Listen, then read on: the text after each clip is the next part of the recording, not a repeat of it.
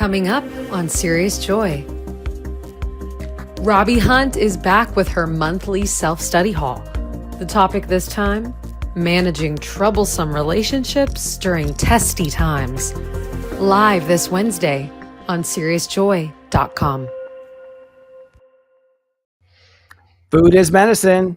Tonight we're talking about different modalities of healing from physical to the spiritual. Coming up on LOL. Keep streaming.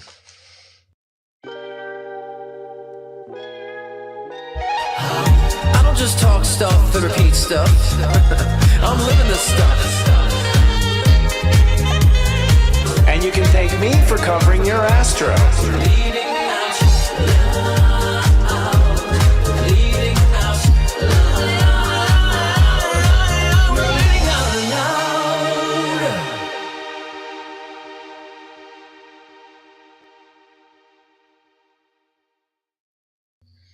Welcome to Leading Out Loud, the spiritual shift show that's sassy and soulful. I'm psychic astrologer Christopher Wotecki, the sensei to SeriousJoy.com. And I'm Scott Cruz, psychic medium and mentor with ScottCruzPM.com. How's your week been so far, Christopher? This is last week. It's tough. It's tough. Yeah, it's tough. Like, I'm way caught in my body, man. Like, I'm just like, my body's just having all sorts of fits. And I'm like, damn it. So I'm presenting physically a lot. And it's just like, oh, I'm so uncomfortable in my body right now. But I think part of it's just like releasing this lower vibration, that lunar eclipse we had last week, that was a doozy. Whew. Yeah. I feel the same way. Yeah, I had that sinus infection that was dragging out for me. Then I've been tired. And if everything feels very dense, but grounding, if we take it the right way, then we understand like, okay, we need to start grounding ourselves now. And so it's been very dense for a lot of us actually. So, and tiring. I've been grounding on the toilet. I've been on the throne for like hours. Round three. My God. So yeah, a lot of stuff happening. I mean, we're shedding off and creating new. I mean, Virgo is the I become state of awareness, what we end up becoming at the end of the day. And the world's about to change so big, and we're so used to the way things have been. So, fasten your seatbelt, y'all. It's going to be a little bit of a nauseous ride, I think, as we go forward here a little bit. At least we kick into emotion because we've been coasting for a long time, actually. Well, yeah, 2025. I said 2025 is going to be a crazy ride, and I think like it wasn't until like June. It's like between like between January and May, it was like, is 2025 even here yet? Then like June came around. It's like, okay, we're starting to move and things started to become more, extracted, and the realization's been happening karmically and all that. And so now we're starting to see a lot of that collectively, in an external world about these realizations and the fragmentations. And but it's helpful to understand where we're standing. And it's heavy, it's thick, but now's the time to ground and to use our voices. As I've been saying repeatedly with Virgo season, this is new Virgo energy, of using that voice. So, yeah, I mean, you got to follow your heart, and you got to trim the fat too. Like, there's one of those times where like, let it go. If it hurts, let it go. It's kind of like the universe is going to put a little more pain in it, until you move or flinch or change. And then you can, if you want to hold out like crazy, do, but mostly it's like, you better move and do what it's saying. You know what I mean? Like, it's kind of like literal sometimes with Virgo, some of the times the symbolism of Virgo is like super literal, Yeah. Just in case you don't get it, so, a lot in your face stuff. And, I thought like the Charlie Kirk, we were talking about just a little bit last week, like if anything, the video that come out, like the video of his like physical, which I haven't seen actually. I don't want to see it actually.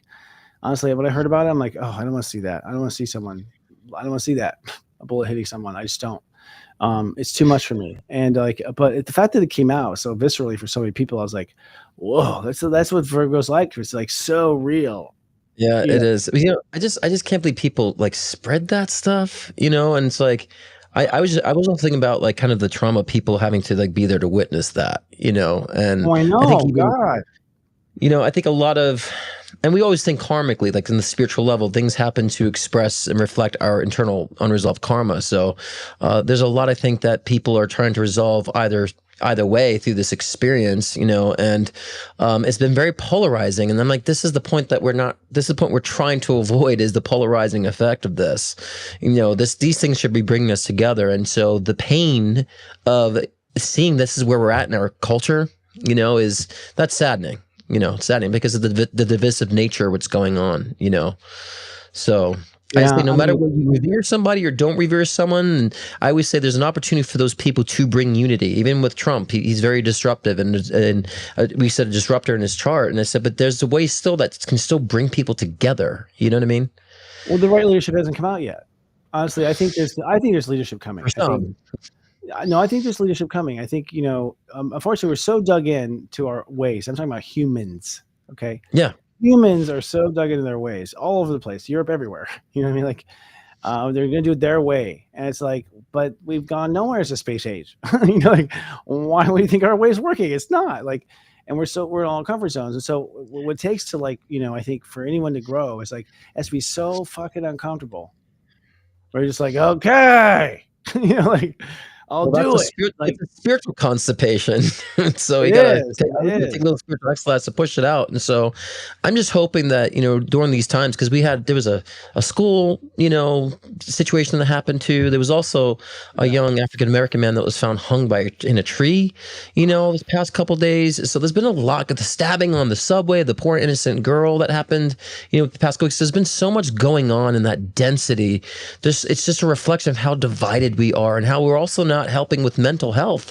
And this is part of our topic with healing. I think mental health is kind of the start of such, and what's going on, the gaslighting in the news and media is not helping our mental health either, and it's causing more divisive charge. No, I mean, if it's fair enough to say, like, if you look at the media, they actually look like they're always trying to rile us up.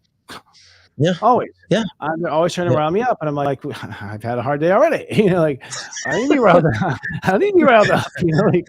Like there's they I just can't crap. it's Leave me clear. alone. And we gotta just like Yeah, open our eyes, like, hello, like, now you're mad, you weren't a minute ago. But let's dive in. We're in an interesting moment, but I think that's what we're leading out loud about. Like, it's time to, like, it's gonna take leadership, and leadership's gonna come from the grain book. And the thing is, like, the people who are meant to lead are not necessarily stepping into that yet for whatever reason. And they're might having second doubts, they're worried, they're seeing the way leaders have gone so far, and they're assuming that's the way it's gonna be. And the answer is no, it's not. When you lead in the new world, there's a whole new game. Promise. Like, this game is ending now, which means you have to have the new game ready to sell. And so if you start selling that new game now, then we have a way out. Like, we need a way out. The people are like, I don't know. Like, everyone fucking doesn't know. And we're all distracted and thinking like it's each other's fault when really it's someone else is pulling levers behind all this. And whatever it is, whether it's Johnson Johnson or, like, whatever, like, there's always some agenda pulling some strings. So humans have had to just, like, wake up and go, okay, we all agree we want out of this shit, right? Left and right. right. I think that's what it's come down to. It's like we But actually want yeah. And I agree. And I think we also understand we all have the opportunity to lead. Before you press that post on Facebook, ask yourself, is this helping to unite people or divide people? Or before you press post on your comment, ask yourself, is this really contributing to the divisive nature because I'm trying to prove a point? Or is this going to help to be a contribution to unifying people and helping bring objectivity to people? This is the things we have to think about, because we don't have to be on platforms and gurus to lead. We can lead in our jobs. We can lead how we're being a parent. We can lead how we're being a friend. We can lead how we're expressing things on social media. There's so much we could do to contribute. I think that's where it's changing, Christopher, with the Age of Aquarius, is that we're all leading in our own way. And I think that we should all be conscious of that and not just rely on leaders to do it. And I think that's why we're in the problems now that we have, because people are just, oh, they'll take care of it. I can just spew out all this energy. It's like, no, we all have to lead too. Well, yeah, and we can't avoid. I mean, I see a lot of people saying not watching the news, and I hear you. The news is dark. I mean, I know I'm not watching it really either, but I am watching the Earth, and I'm making sure the Earth's okay. I do think that as light workers, we need to watch the Earth. I agree. Not the news, but the Earth, because it's in a precarious position, and there's some bad things trying to go down right now. Bad as in would work against the happiness of the population. So to me, it's bad. If everyone's gonna be bummed out, that's not good. Like. We are smart now to work towards our happiness. We know, we have everything it takes to be a success as a species. So it's time we do it. It's time we do it. And I think that one side sees the other doing something that is really good. Like, we have to find what's common about us. Like, about each side, because if we try to outsmart, whatever side you're on, which you shouldn't be on a side, but whatever perspective you're on, if you try to outsmart and push your side to a brilliant place, like true brilliance, the other side has to match your brilliance. So there should be a race in brilliance. It should not be a who's better, but a race in brilliance. Like, go be most brilliant. We'll see with all you. Like, turning around and looking at each other and throwing darts is like, going nowhere. But I do think this is the moment, honestly, I'll stop after this. I think it's in these moments that everyone's like, who's going to be in charge? That you see someone great come up. It's like, this is the chance. This is the call. Scott. Well, but yeah, I'm just kind of what I was saying before. We're all responsible for this, and I think that's, like I said before, that's we're in the mess we're in because we're relying on somebody else to do it, to clean it up, to fix it, to say the right things. Like, we got to be doing that, because it's with our behavior that we're electing these leaders that we say that we need to make change. And so, I'm just seeing a lot of people fighting for people and defending words instead of defending ideas. And I made a PSA, a couple days ago about, call for unity, of saying that, we have to be very careful what we identify with when it comes to beliefs, because our beliefs could be very damaging for us and those around us. And although you believe something, you should be questioning yourself. Yes, I believe this, but is it right? Morally, is this right? Is this right for the world and society and the growth of our species? And so we need to be more objective this way. And when we make those changes, we can lead in whatever position we're in, and so we got to stop waiting for the leader to come around, because they're not coming. As we see, they're not coming. Well, We got to show up. that. No, I mean, we do have to show up, but everyone has their own, first of all, is this morally right? Well, that's the whole problem right there, asking that question, because that's what gets everyone lost. Everyone thinks they are morally right. And that's the thing. They're all coming from being right. They all insist that they are right. That's not going to solve it. I think what solves it is like, is that loving? But that's what I'm saying. If you ask, Right. is that a loving thing to do? I don't care about Right. right or wrong. It's fucking loving. Because if it's Right. not loving, then we all know love. We fall in love with everything from cheesecake to each other. So we know like what love is to human species. Everyone, you have to tell me what it is. You don't have to define it for me. Any person who's never had it knows what the fuck it is. Yeah, You know but what I that's mean? and that's It's like, right. That's what I'm talking about. Like, it's really ask yourself: is this really best for everybody, for the collective? Is this best for humanity, for the evolution of our species? Like, that should be our morale in that sense, right? But no, that's what I mean, because many people aren't coming from love in that sense. They're coming from, I believed in this. I've carried this belief for so long, so I can't let it go because I don't know who I am. And so that's what we talked about last week. And so we are leaders in that way, because it's when we show up, we don't realize the people we talk to, at a grocery store, how much we change their lives just by saying hello. I mean, I've noticed that in my lifetime too. Just bringing friendly nature to people who are lonely changes their life. Then they recognize, there are good people out there. I'm going to start, allow myself to be open to relationships. And so little things we could lead in so many different ways. So many different ways. I want to send this one more time. Like, if your heart doesn't light up, it's probably not that great. not. Like, your heart is the beacon. If your heart's not excited about it personally, if the kid doesn't come out in you haven't found it yet. You got to keep looking. So we have some headlines we're going to hit real quick here, 15 after the hour. First of all, some stuff that's going on apparently that we didn't know about. First is that Poland has reported that Russian drones have crossed into its airspace during attacks on Ukraine, calling it an act of aggression. All right. Interesting. Well, the key word there is Russian and aggression. Sounds right to me. Yeah. Well, I mean, I don't know. I mean, what I feel about this is like, wait, okay. I know active aggression would not be drones. I mean, I'm Polish. We do exaggerate a little bit. We do. It's just in our nature. It's because we live in small farms far away, and there's nothing else going on. So we just put an belt a little bit on our things, and and people call us Polacks. But no, I mean, at the end of the day, I don't know. This seems to me says, my gut says, yes, this happened, but who cares? I think Russia's just like, they wanted the shortcut. I don't think they care. They're not going to like vape Poland. They're just like, that's the quickest route. Like, who's going to stop us? So Russia. They just take a shortcut. Right. It feels territorial to me. I think that it feels like spying. It feels like trying to be very territorial from the Russian side of things. So that's kind of my read on that. I think it's also a form of domination too. So I get why Poland's saying it's kind of being a little bit of aggression, because it feels like they're trying to dominate and just peek their nose in spy tactics. So it's kind of like, I feel like it's a little bit of gaslighting Poland. Do I see anything coming of that though? I mean, not particularly. It's just being an asshole, right? It's just a bully on the playground. It's just like they're just coming like, yeah, what are you going to do? Stop us, Poland? Right. It's like a gaslighting. And see where you bite the bait. Yeah. All this ancient stuff between us, Okay. The U.S. has made the largest ever purchase of natural resources from space, acquiring helium from the moon. The future of supercomputing may depend on the ability to mine helium from moon from cooling. China also expresses interest in mining helium from the moon. I actually knew this already. It's helium-3. It's the only reason we're actually interested in going to the moon. And what's interesting is we seem to not be able to pull it off still. Like we still, like India's like thing crashed.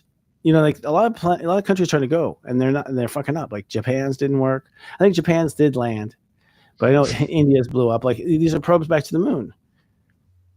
Well, I think America's had access to the moon for a long time, without us even knowing how much they've actually had access on the moon.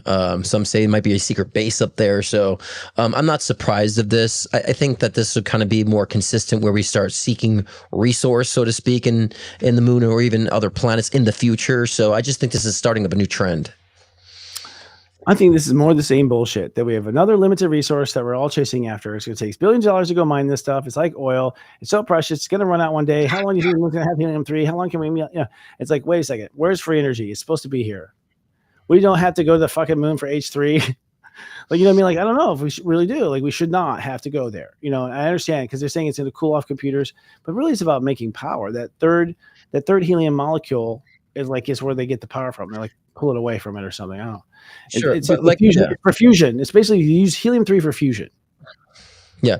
But what I'm saying too, this is just a starting of a trend where you're going to see more of this happening. We have to go here for a resource because of limited resource here. So I think this is just a starting of that for other reasons, access to, because we were becoming more closely connected to the extraterrestrial, linkage and communication. So that they're kind of still going to be bridging those gaps. And whether it's specifically true or not with the helium aspects, I feel like partially is, but I feel like there's another agenda behind it too.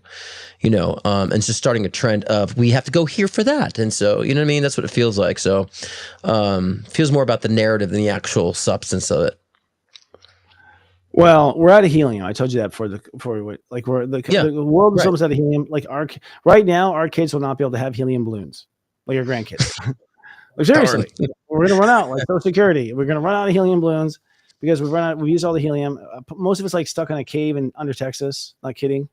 Like that's our nation. And then like Biden, this isn't one side or the other, but he sold off a lot of the helium shit to someone. I don't remember what it was, but he sold it off. There's a moment there where he's like auctioning shit, to raise money. And I guess some of our helium got sold. So I don't know. I don't know how it is, but it's interesting. But if we had helium-3, we'd have helium. Because then I don't know. Some news is not really big news to me. And some of these are just like, it's not really like big news at the moment. We'll find out more so as the trend continues to me. So, well, that's part of it. What's that? These are light and fluffy headlines for a reason. And then Utah's governor, Spencer Cox, has a cancer, calls social media a cancer in the aftermath of the Charlie Kirk shooting. I guess so. He's upset with the way social media handled that, huh? Where's he been? Well, I know. I mean, Jesus, like, post a bad angle of yourself. People cruel. I just think that, again, we have this is where we're betwixt. We're betwixt the fact that people can say whatever they want to, whether it be hateful or not hateful, and some people are going to like it, some people are not going to like it. And there's people that express that the words of Charlie Kirk were hurtful too. And so, I mean, it's what's good for the goose is good for the gander. But I agree in the sense of that we need to be more conscious of what we're displaying on social media, and that everything's been feeling, like I said before, the divisive nature that's becoming hurtful, and that's just feeling more of a fight, between such. So, I think that if people had maybe differences about Charlie Kirk's message, maybe save it for later, and I could be also guilty of that, because there's a lot of things that was not particularly fond that he's spoken about in my community, but that's, that could have been weighted a little bit, so I think it's been so much of a charge, people wanting to fight what they think is right, and we all become, a victim of doing so. But I think, again, I didn't post anything on my social media about anything. I said, we don't need another post of this. And my opinion doesn't matter on it. People just need to unify is all I posted about, and understand this is still fueling division. And so he's just upset because, again, there's retaliation, but he's also correct. There's a lot of cancer on social media. I agree partially with both too. Well, I think there's, part of the reason why people are so toxic is because they are sitting 1,000 miles away. Say it to my face. Very rarely. These are people who don't have the courage to say it to your face. These are mostly wimps. I mean, people who are speaking up and are so outlandish are the nicest people when you meet them. It's like they're hidden side of themselves, and the internet kind of gives privilege to that. So it's like, I don't know. If we're gonna solve it, be like, okay, you can comment, but your name and address will be posted. So it's like, oh well, suddenly we're a little quieter, aren't we? There's no more ambiguity. There's no more throwing arrows without being seen. That kind of thing. I don't know. I find it interesting, but there's always that lower comment. Well, and look, that's yeah. That's the nature of the beast. Because I mean, I could be as objective as I want to be. Last feels like last year. Last episode, I was attacked by people, by two sides. Like saying I had to spell out against violence. It's like, well, I commended him, but I also had my opinions about he contributed to some separation and segregation, but commended for the platform. So that's kind of a middle approach. But some nasty things are said about me because I need to condone the violence, and people are saying that as if I was condone. I'm like, where are people getting this from? So the nature of that beast is that people are going to look for what they want to hear. If they don't hear it, they're going to condemn, and that's kind of the cancer, I believe, is social media. Like I'm saying to myself, I have to spell out that I condemn violence. Well, no, duh. I went through sexual abuse, so, but there's just a lot of that. And it's hurtful when people are trying to express their opinion, and it's frustrating. And I think it contributes to more of a divide because you didn't say what I wanted you to say and what I wanted to hear. And there's just a lot of that right now. So I've been seeing a lot of memes of people saying social media should shut down for a year so people can rethink and get back to themselves. And so I think we should learn how to do that for ourselves, so we could at least approach things more rationally, so I could disagree with somebody, but also give them credit. So many people don't understand that concept of objectivity. I feel everyone is too sensitive and doesn't have emotional coping skills. The problem that everyone's getting so upset is because they don't know how to emotionally cope. And personally, I don't know what it is, but I just don't. So a person feels that way about me. I get it. There's a lifetime when I would have been that way. I look at it that way. I think I've been that person once upon a lifetime. Enjoy it, girl. it bounced off me. It bounced off me and sticks to you because I'm just I'm not there. It's like at kindergarten going, oh my God, you're the boogeyman. And be like, when that happens to me, we're so out of sync that I'm just courteous because I'm like, we're on completely different pages. If that's what you think about me or feel about me, you're on just on completely different pages. And there's no way I'm getting you to my page. There's no way to get me to yours. There's no way. I think that's our mistaken thinking that we're going to convince someone. No, no one's gonna be convinced ever. And honestly, I think you have to be both sides anyways. And if you're a pagan, you got to be a Catholic. If you're a Catholic, you got to be pagan. I think everyone's gonna if you look at reincarnation, which I do, you're going to be the other side. Of course. You're going to be. You have to. You have to do the whole 360. So it's it just, at that point, I don't know. I see it just more as a movie now. I don't see it as so personal anymore. I'm just like, it's interesting. This is a hell of a trip. But that's my being an Aqua, I feel responsible to bring to at least try to bring a perspective of humanity, and for some reason lately, I've just been so vigilant of making sure whatever is not promoting what's good for all humanity, I'm going to stand up against, and I'm not going to promote anything that is counterproductive to that. And that's part of my passion. And I don't allow people in comments to turn my passion to something dark and nasty, as some people trying to do last week. I'm not going to allow that because there should be no disagreement. However you want to live your life, whatever you believe it, fantastic. Keep it to yourself. But we all should agree on is that we should respect all of humanity, and do its best for such. There should be no disagreement in that. And the fact that there's people trying to argue that baffles me. And so that's one thing we should all be able to agree on very easily. I don't have to agree what you wear, what you eat, what you watch, how you live. Who cares? None of my business. But as long as you all could agree that we can coexist, in a way that let live and let live. And if we can all just agree on that simple, stupid, premise, we'd all probably just move a lot quicker in our society. I feel like we disagree. Exactly. And that's it. I don't know. I don't feel like all to ever agree on anything. I think part of ascension is that it doesn't, you rise above it. You don't let it affect you. I think that's part of what our process is. And so to not get caught up in anything but yourself, honestly, because they're all reflections of ourselves anyways. And these are all parts of our own voices yelling back at us. I think the reason why it hurts is because it usually hits us a nerve we've had with ourselves sometime in our lifetimes. And so it's just hitting home a little too much because we've heard it before ourselves and we're sick of it, But it's interesting. These are the trying times. I do think that that assassination was the gunfire of the officially we're on. It is on. Something that was a shock that heard around the world. I know that there were also liberals that were killed, prior to this. And I don't have the full story, but it's so who knows when it actually started? But I do feel like it's going to create an echo, and it's going to, it's going to be what unfortunately the beginning act of the story we were born to live. This is the beginning. It started, and I'm not sure what's next. But I think, at this point, I'm just going to kind of read the signs and do some metaphysical biopsies on this shit and autopsies and I ask people right now, pathological forensics. Yeah, I ask people right now, use your discernment. Like, ask yourself, is it right? Like, you might be defending things that you're saying, and is it right, though? Because we can see we're being gaslit, like, it's a left thing, or it's a right thing. Oh, lefties died, it was by a Republican. And we're being completely swayed by identity politics and politics to be divisive. Do you want to be a contribution to this? Do you want to defend that, be a defender of a party system? Like, this is, to me, the disease right now.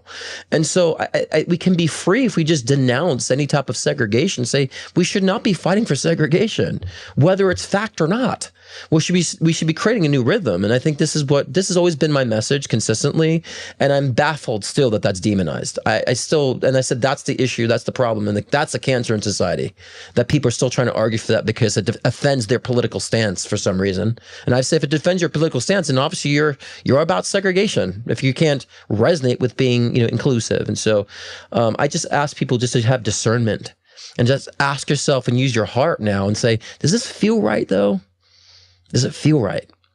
But the thing is, I as a guy who, I don't think you've had this. I have past lives where I was in wars. I fought war after war, and duh, yeah, I led wars, and it's like in the art of war, you win. There is no gentlemanly anything. Like that level is like you just fucking stab them and win. Why are we talking? You killed them when they were talking about like what we should be.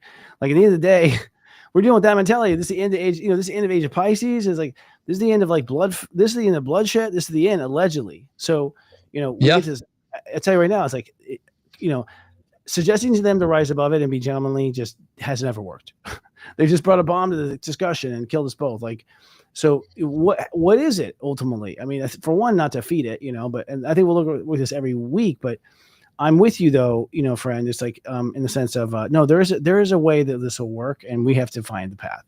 Discernment. It's discernment, and just at least being objective. People are just like so swayed by these currents so easily, man. Well, and it's like, can you take a step back, realize one, you're being gaslit, two, you're being manipulated, and three, why the hell are you revering people you don't know? And so it's like we have to be the ones that take the leadership as individuals, and we stop revering people and revering people and start revering ideas. Then we've had a lot of change. We won't need to be at war. That's just my perspective. Yeah, it's deep talk time. I think to some degree, revering people is a stage on your way up. I think a lot of these are stages, and we have to be okay with like some people being at the very beginning of human development, and some people being at the top of human development. It's like it's got to be okay that they're still in that stage. We haven't as a species really marked out the stages and like really looked at like the narcissist is a stage. At least on a multi-lifetime perspective, it's a stage. Mm-hmm. As when people get their first taste of hunger, of power, like the soul when it's young like that, it almost always turns into a total asshole. Like almost every soul does. Even the good ones have the history of doing that. That's just how humans are when they get their first taste of power. They always do that shit. And you get caught in it if you don't know better than protect yourself. And then the next stage, both of you avoid each other. It's like we just keep getting wiser. So I think there's like a wisdom here. We're not applying our wisdom at all. Of course. Of course. But I mean, even though there's a lot of people who may be blinded or not awakened, I mean, we're still massively evolving. I can see a lot of other people evolving. I see people like making response videos. I'm like, wow, there's some really bright people out there, and I never really seen much of that before. So it's happening, and there's going to be a lot of chaos, a lot of density before it does, or while it does. But like you and I have always said, we didn't sign up for Armageddon. And so this is just a testament of testing of our own power and our own wisdom and how we get to apply and express it. So there is light at the end of the tunnel for me. So, it could be heavy going through it, going through the process, but that's what we're here for. We came for that. Indeed. And that's a great segue to Scott Cruz and our ad today. I forgot about that. Let's hear from our sponsors, including Mr. Cruz. Speaking of coming together, tomorrow I'm back on my live show. And the topic is, can we unify the divide? So I'm going to kind of lay out ways we can do so, and not just so with society, humanity, but how can we unify the divide between our soul and our mind consciousness? So integrating the two, as I always say, aligning the mind with the soul. So that's tomorrow, Thursday at 6 p.m. Pacific time, 9 p.m. Eastern time. It's every Thursday with a new topic, and also doing live one-on-one readings and a live collective reading for the forecast ahead. So join me tomorrow, 6 p.m. Pacific time, 9 p.m. Eastern time. ScottCruzPM.com if you want to do a live one-on-one reading as well. So that's that. Rotate. All right, I rotate. was sure he's going to run the commercial or not. So I thought so too. No, you have nothing. Okay. okay, yeah. So Scott Cruz is popularly known for his life-changing one-on-one readings to also guide in your soul ascension journey. With life readings, get insight into your relationships, career, health, trauma healings, past life regressions, and more.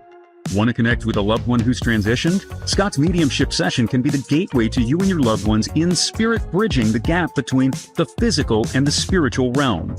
If you want to enhance your own psychic ability, Scott's Intuition Builder session can help expand your psychic and mediumship abilities. So sign on to scottcruzpm.com to book your own personal session today.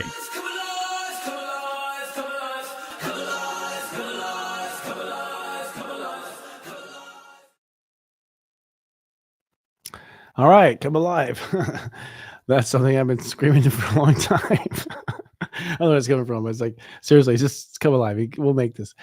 So, it's eclipse season. That's part of the incredible discomfort, I think, and uncomfortable that we feel, friend, is because when you're in eclipse season, you have above and beyond gravity pulling on the earth. The full moon has literally a tug of war that pulls your, imagine the earth and the moon. The moon grabs one ear and the sun grabs the other, and it's like, that's a full moon. Like, you're getting kind of twisted in a full moon, and we're getting pulled apart. And then a new moon is like we get pulled way to one side. And this new moon eclipse that we're having is like a huge punch. It's at 29 degrees Virgo, which is ruled by Virgo, 29 to 11, which is a Virgo. So it's Virgo, the highest of Virgo, in the sign of Virgo, and an eclipse, which basically is like a karate chop, causing, saying, okay, do over. Like, it's a do-over. And I've looked in history of the different times there was do-overs. There was the same eclipse was actually in the same time when Martin Luther King was shot, and also Robert F. Kennedy Jr. Robert F. Kennedy, actually, the original Robert F. Kennedy was shot. So Robert Kennedy was shot on after the eclipse, and Dr. Martin Luther King actually was before the eclipse. And it was this eclipse, this 29 Virgo. So this 29 Virgo tends to have some profound, like, karate chops to what is. In both of those cases, those are both, compassionate people speaking for compassion, and they're both killed. And imagine, it's like, we talk about Charlie Kirk, but that's kind of it. It's like when you see an icon that you've been following and they get killed, like, in a way, if this is all set up in conspiracy, well, it's the same fucking thing they've been doing the whole time.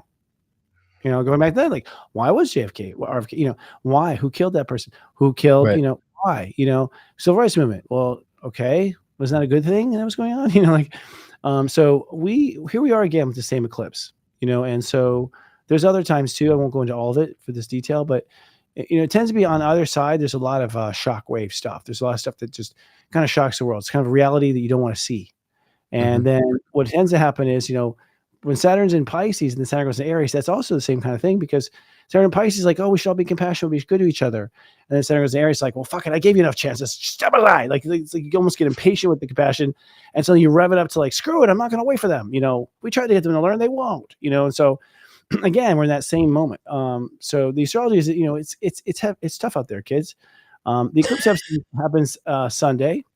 So, my stomach is so upset right now, let's be honest, like that. I think it's the eclipse. Like, my stomach's like, I know what it's worried about. It's worried about something I can't digest, maybe something I'm not wanting to see yet. But I've been like the nervous energy, the eclipse is already building. It's this Sunday. And you might find your eclipse moment before or after. Now, solar eclipses are constructive. But what's complicated is, like, if you are in the way of construction, you may go down. So it's like, when people like say, no, it's not going to happen. It's like, the universe, like, no, we're constructing this. And so it can be destructive if you're in the way of constructive. So this actually sort of an antibacterial kind of thing, but yeah, it is. Well, because and I've been saying too about Virgo season and September being about grounding. So I made a video about that. Check that out if you didn't see it, about September energy and the current forecast ahead with the energy. Really all about grounding, but a lot of that grounding too, like you were just saying, Christopher, if we're not recognizing or realizing a lot of things, a lot of that repercussions will come into that physical, dense, tangible, side effect. So possibly, Mr. Witecki, there's something you're not intellectually or energetically digesting at the moment. And so you have to find a way to take that spiritual exercise to let those ideas and constructive ideas come out and come fully into manifestation. So that could be the reflection of what's going on with your digestive system. For me, it was breathing. I had sinus infection, so I had to learn how to really focus on breathing and letting go and not putting so much pressure on myself.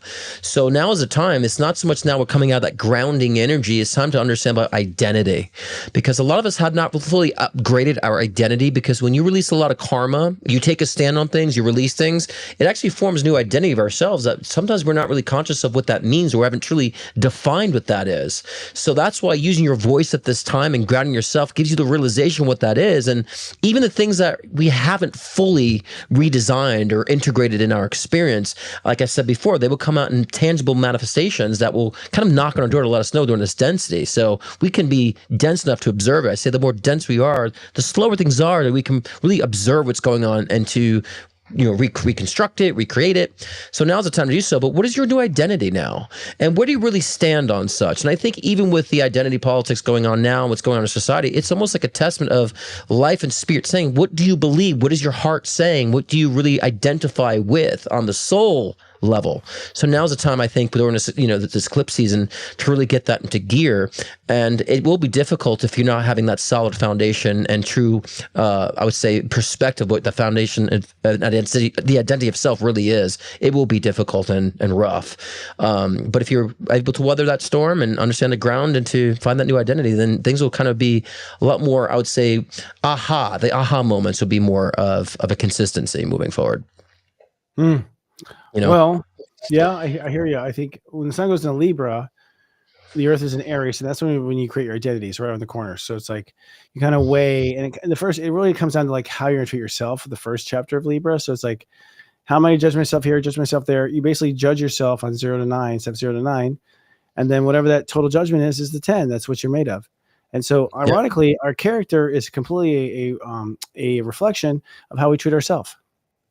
So your character is based on how you treat yourself. So really what happens as far as the pinch point of the power is treat yourself differently and a new character will unfold. Yeah. And that's where the master, I think, stroke is. And then, I think Libra is going to be a lot of, I'm prepared to treat myself the way I'm supposed to be treated finally. I mean, you may say, I don't know what people outside of the think, but the truth is I really don't treat myself very nicely. And, so that's always been the thing holding me back. It's like, I've actually not been nice to me. Never nice to me as I have been to you today right now. So it's like, to you, anyone watching, I've been nicer to you than me. So, this will be a year. It'll be interesting to see what I turn into. I don't know. Yes. And, and like we were just saying before too, like people have been, for some reason, not been very nice to me lately. And I realized that I've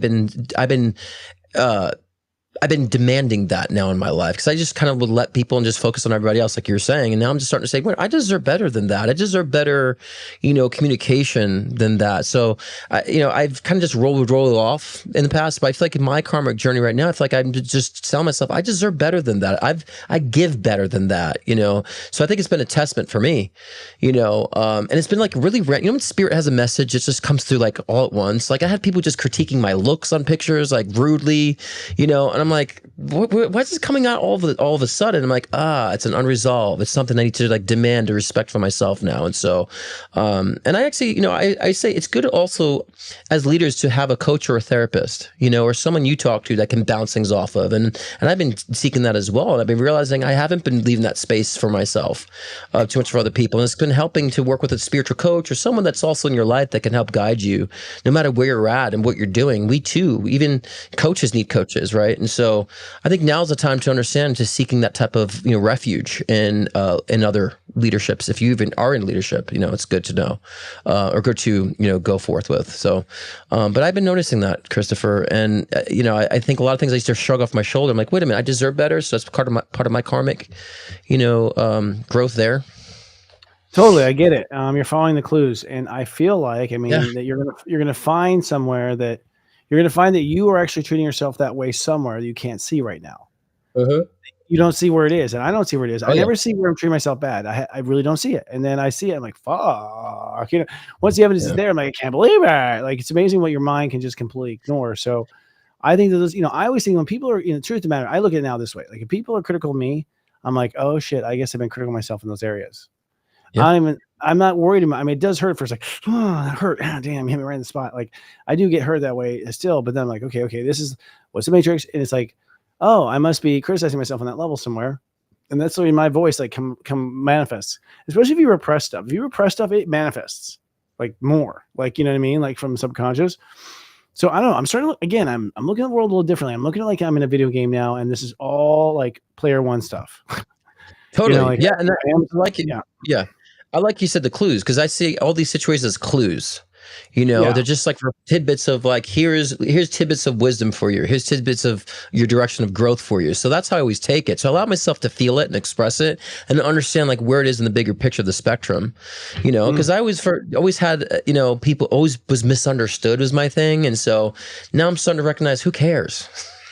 That was always I explain myself to everybody and tell everybody like this. I'm like, who cares if I'm already clear and you don't get it? That's not my problem. So that's what I've been learning as of late. Like, who cares? I've always been misunderstood. People always critiqued and judged me for no reason since I was yay big.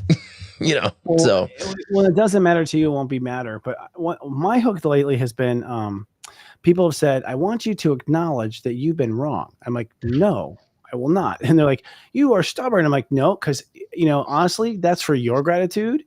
I see the mistake. Yes, totally. But I'm not making these affirmations that I'm a bad guy or I'm wrong or anything like these declarations of like, I was horribly wrong. Because like I had mistakes I made, but at the end of the day, I'm not here to pay you when I make them. You know what I mean? Like, unless I've hurt someone deliberately, right? But there's just been like this acknowledgement thing. It's like, no, I'm not going to create an affirmation that I've done that path. As soon as I've started to see that I'm going down that path, I want to correct right now and go forward into what I am. I don't want to sit there and talk about what I wasn't. It's like that drives me crazy. It's like, we're not talking about what I wasn't, got you, note taken, but sometimes people want more. I want more from you to acknowledge that this is the way you were. I'm like, no, you don't get more magic. Like I told you, I agree, but that's it. We're stopping there, like kind of thing. So it's for me, I like finally play these games. What's that? I'm saying, but that's healing because, healing is not about like someone just saying they're sorry or giving some sort of retribution. Healing is saying like, I acknowledge, I understand, and this is what I can do better. Right. That's healing. Yeah, totally. But this idea that like at the end of the day, you're responsible for whether you're unhappy. Unless you say this is premeditated, you motherfucker, you're out it for me to get me. Well, that's different. Okay. Like, but if someone who's being who they are and it's like, that's offensive, it's like, okay, we'll take it into consideration, but your happiness is your responsibility. And I'm not going to, I'll try to, I'll avoid it in the future. But at the end of the day, your happiness is your responsibility. Like, I'm sorry, I wasn't born for that. I know this is actually my line is always like, you're here to make me happy. It's like, no. But anyways, go ahead. That's been my childhood. Right. Well, no, I totally agree with it, but I'm saying that's true on an objective level, but like one-on-one dynamics are really different, right? And so you and I are always dealing with people a lot, so we tend to have to understand how to navigate that with people from the outside looking in. Like we're supposed to format it for them to make them happy or change our approach to make certain people happy. So, you and I have that consistent type of repetition from our past incarnations too, being responsible and so, and I think that's, we have to look at ourselves and saying, why can't we just accept people for who they are? If you don't like it, don't tune in. Right. But, at the same time, it's like we are responsible for our happiness and, ask ourselves, why are we participating in those relationships and why are we needing somebody else to fulfill that hole for us? And so that comes from all of us, we of course, maybe experience that a lot more because we're on a platform, so to speak, or we deal with clients. I'm dealing with clients for 12 years professionally. And, it's all about my clients, but on a spectrum like this, a scale like this, when we're on social media, we put ourselves out there. We have to understand that nobody's there to make you happy. People just doing their own life and doing their own job and doing their own expressions. And so I think that's where people lose their tolerance level. Like they think they're supposed to hear everything the way they're supposed to hear it. And, and I think we all fall into those echo chambers, and that's not healthy. And so what's healing with our topic is to understand that, we have to put ourselves first, put our hearts first, and then let people put themselves first. And then we could just kind of commingle on Astro Mingle on Fridays. Yes, thank you. Thank you for running that. It's so cool. Absolutely. I didn't know where I was going with that. Yeah. Where am I going with this? let's go to Forkfuls of Healing, actually, since we're on this bitter topic. Food as your first prescription. So the idea here is that food has gone way out of whack here. And it's a good one because I'm literally cramping right now from something. I've been in misery for 2 days now. I don't know what's going on. I can't digest something I was telling Scott before the show. That's what he's talking about. But like the digestive tract is Virgo. That's why it's coming up now because Virgos would digest stuff, and the long intestine, the short intestine, long intestine, us all Virgo and stomach. And that's because what Virgo does is like break everything down to its core elements. That's what a Virgo does consciously. It's part of your body that does this. Separate things, keep the good stuff, get rid of the bad stuff. That's a Virgo, housekeeper, right? And so we're in the most Virgo, the highest form of Virgo now, which has to do with digestion. And, digestion is a big issue, first of all, in the American diet because of, just the the weed killers basically on there. The glyphosate is screwing up our digestive tract and killing off the good bacteria. And so all of us are not digesting stuff very well, or not letting the critters do it for us. So if I wonder, like, first off, it's like, if you aren't digesting your McDonald's very good, well, then how are you digesting what just happened? You know what I mean? Yeah, I don't think anyone could digest McDonald's very well, anyways. But No, but I it mean, doesn't yeah, I mean, we gotta healing ourselves starts with the physical, and it does start with the foods that we eat. And so, digestive issues is always a core of bad gut health.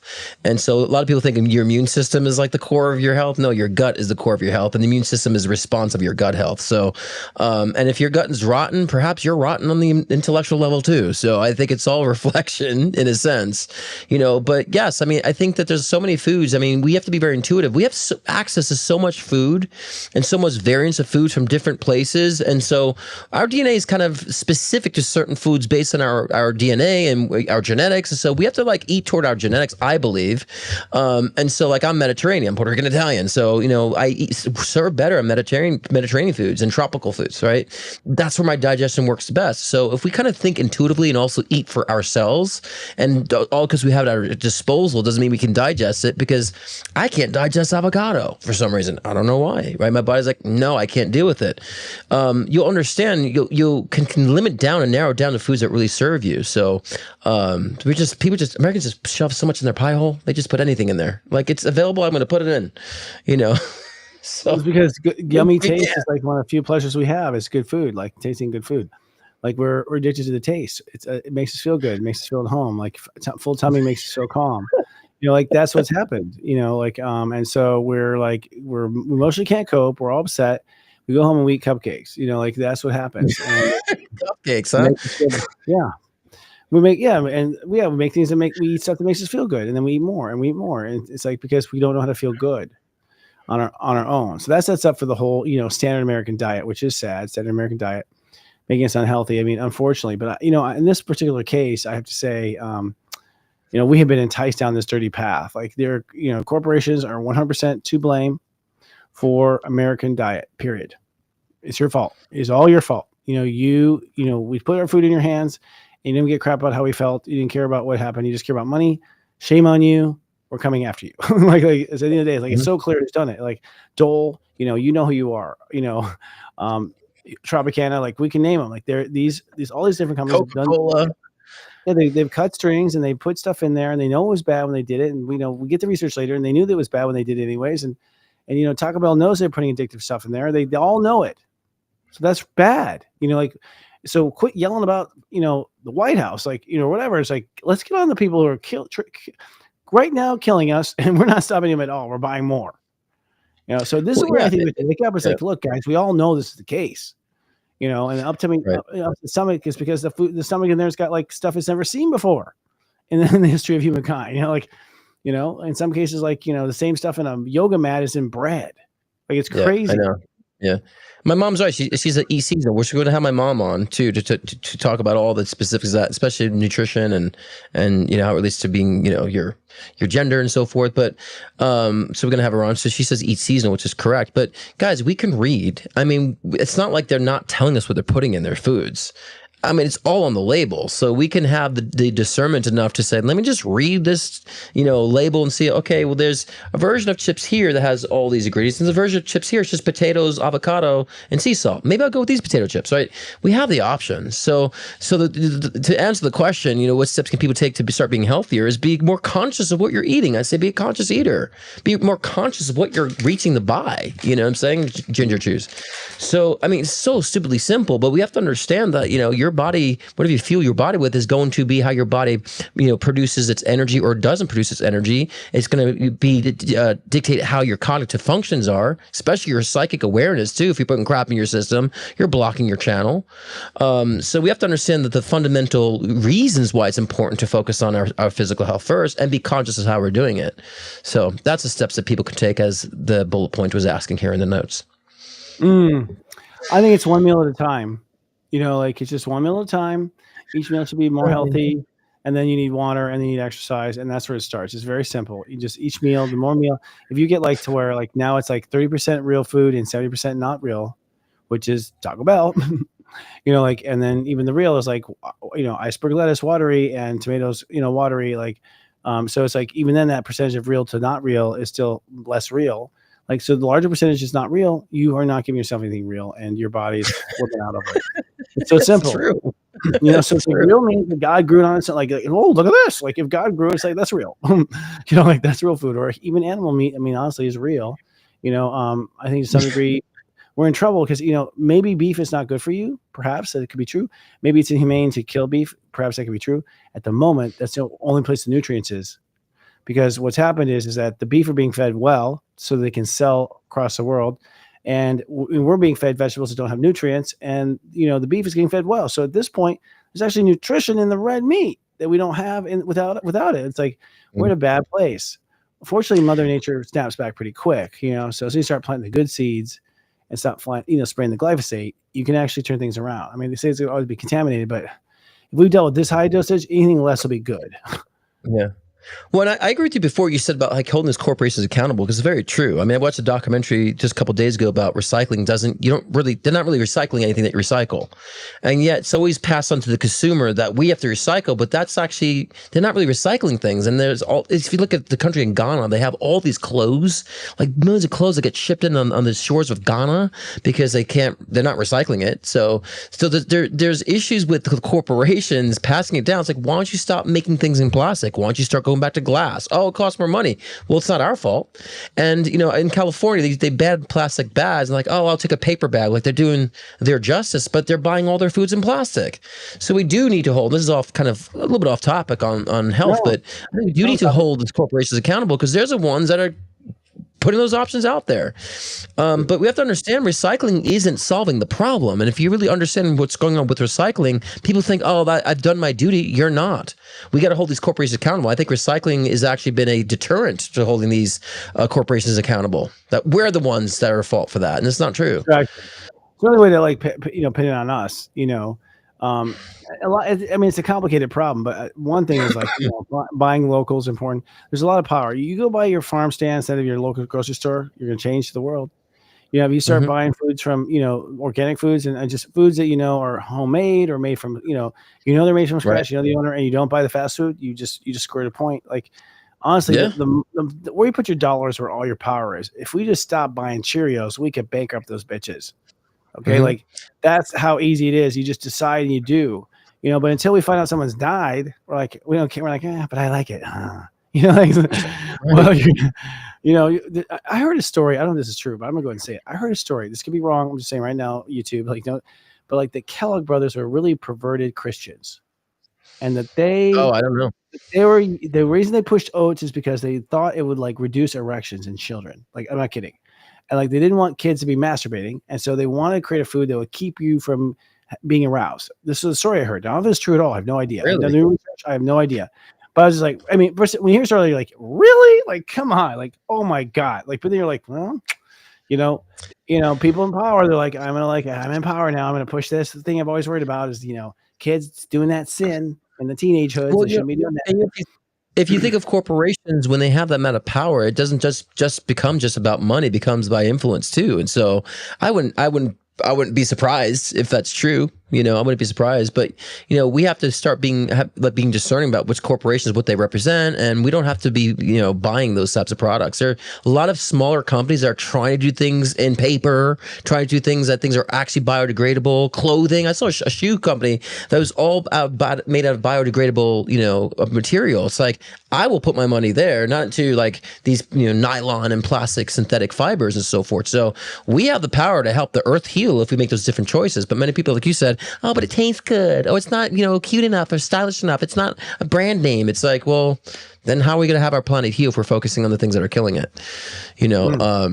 But yeah, and another thing too is some people ask about supplements too when it comes to health, Christopher. Supplements. Hold that thought. We have one more commercial before we close, so let's do the commercial. Come back and tell me, and then supplement all you want. Gotcha. Yeah.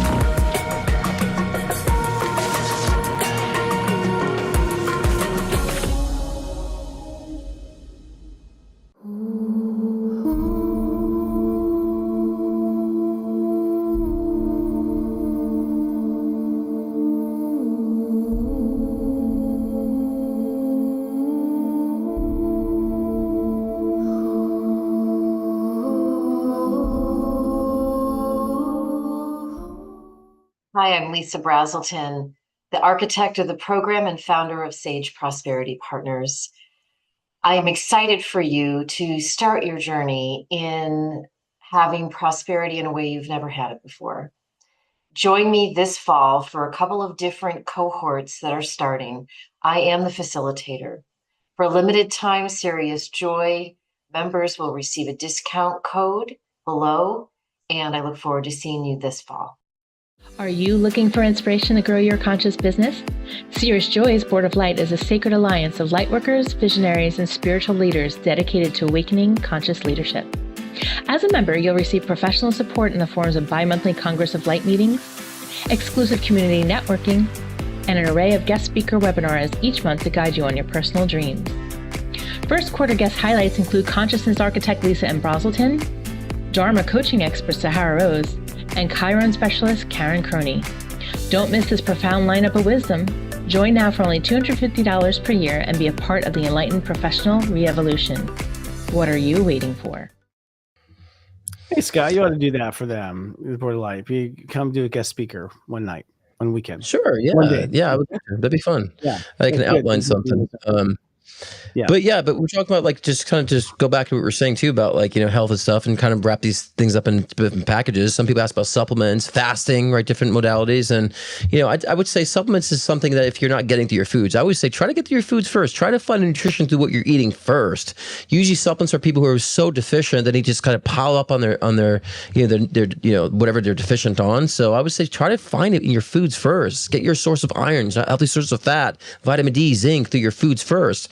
And then if you have to counteract, I say we have, as you, Christopher, and I always talk about, we always say about how our air quality is not the best. And so we have to have other countermeasures to combat what we're doing with our air quality. So supplements can be able to be, conducive to leveraging out what we're experiencing from our air quality. But some people ask about fasting too. And I say sometimes give your body a freaking break. I don't think we need to be eating 3 meals every freaking day. Like, I think we're designed to have like one meal that, have some meat that lasts us for a week. So I think fasting is a great way to get our minds in order, saying we don't have to eat so much all the time. I don't eat that much anymore. I mean, I really don't. Right? I think food is medicine. I don't know how much we're supposed to eat. I don't know if our energy really comes from that. I'm not completely convinced. It's like once you have fasted too, like you overcome like that hunger scare. And when you realize that after a while, your body's like, oh, fuck it. It stops like warning, and that you can live without eating. You're like, oh my God, I'm living without eating. Like I haven't eaten in 2 days. Like, oh my God. Like you just have to have like sugars. You just have to have like, which is like usually a fast has like some sort of element. Or in my case, I had fat. I had so much fat to burn. I was like, how are you living? I'm like, you see how fat I am? Like, it's like there's tons of food for like 6 months, and there is like your body burns the fat. Like it's there. You also burn the memories, that came with that fat, by the way, that come back. Kind of interesting, but we have so much to learn. I feel like, at the end of the day, right now, live as healthy as you can, and what's good and what's not. And there's very little of it left. It's more expensive. We're going to have to put our foot down and just demand to be healthy. And pass it on to your kids and to the younger kids, and I think that, I believe that public school systems we should use that as a great way to teach kids how to be healthy through their food systems. I think that'd be great that if we can actually provide food for our children in schools and have a nice healthier palate for kids so they learn at a younger age, because we want a healthier younger generation too. The great thing is, Christopher, I think more people are becoming more health conscious. I've noticed a lot more products coming out there that are very healthy alternatives that are good. So it does start from the gut and work your way up to the cognitive perspective and also your soul perspective, because we need soul food and also soul food for thought as well. So it goes with the food we eat and goes with what we put in our brains too. So yes, that's how I'm going to end it. Okay, well, thank you for that. I feel crampy. I'm starting to cramp. We appreciate that. Next week we'll be talking about cosmic connections just in time for Libra season. That's going to be fun. And Milo will say, hey, I've got this new lecture coming out in just before Scorpio, right at the beginning of Scorpio, called New World Order. That's KNEW World Order, KNEWWorldOrder.xyz. It's actually being a lecture, but I'm actually going to lay out what I think is the New World Order in the sense of it's new as in KNEW. I think the truth is there's nothing new. And what's going to happen is what we've always known. Like, I think at the end of the day, it's kind of getting our brain back. But I'm going to lay out the dates of which things are unfolding, of which I think this last assassination was like the first thing. And we're going to have a workshop so you can see in your chart when you will have a reboot, so to speak. So newworldorder.xyz, get on the list. Sounds great. Awesome. Yeah, it should be interesting. It's gonna be compelling. I'm gonna be honest. So, yeah. Yeah. And you, sir, you're on tomorrow night, or no? You taking tomorrow night off? What's We did a promo just earlier, remember? So yes, I'm having my live show tomorrow, 6 p.m. Well, no. We always do the end. We always do at the next. What's coming up next? The end. Yeah, but we did it earlier. I did mention it earlier, but yes, I'm live tomorrow, 6 p.m. Pacific time, 9 p.m. Eastern time, and the title is called, Can We Unify the Divide? And so again, we're talking about socially, but also how we can unify our soul consciousness with our mind. So we're going to kind of go in depth with that, and also live readings tomorrow, live one-on-one readings and collective reading as well. So it's every Thursday. Join me, and if not, join me scottcruzepm.com if you want to book a live one-on-one session, and that's all good there. Join me. Yes. All right. Sorry. Join That's the dark side. Thanks, everyone. Do not tolerate any of this shift show going on. Instead, lead out loud, and we'll see you next week. We love you. Ciao. Good night, guys. Much love. Mm-hmm.